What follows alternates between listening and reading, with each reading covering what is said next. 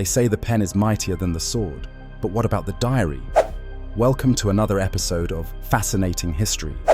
And today, we're diving into a secret story that you've probably never heard. How a humble diary escaped Napoleon's clutches and influenced history forever. Buckle up, because this tale is nothing short of extraordinary. It's the early 1800s. Napoleon Bonaparte, one of the most brilliant military tacticians the world has ever seen, is at the height of his power. But, like all powerful rulers, he was constantly fearful of espionage and betrayal. Information was as dangerous as an army, and Napoleon knew it. That's why he had a strict practice of intercepting letters and journals, especially from people within his own ranks. Enter Charles Arden, a relatively unknown French officer stationed in Paris.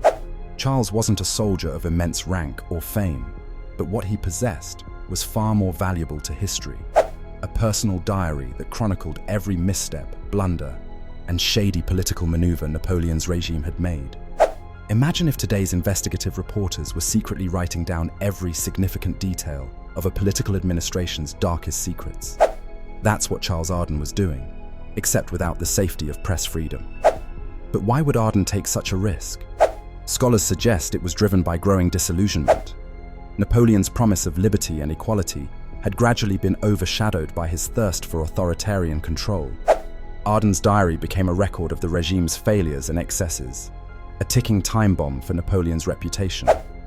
The plot thickens when Napoleon's secret police get wind of Arden's activities.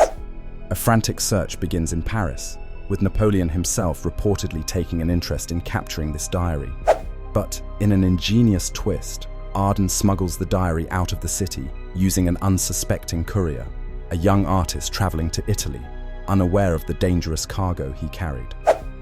Though Napoleon's agents failed to recover the diary, it re-emerged years later during the Bourbon Restoration.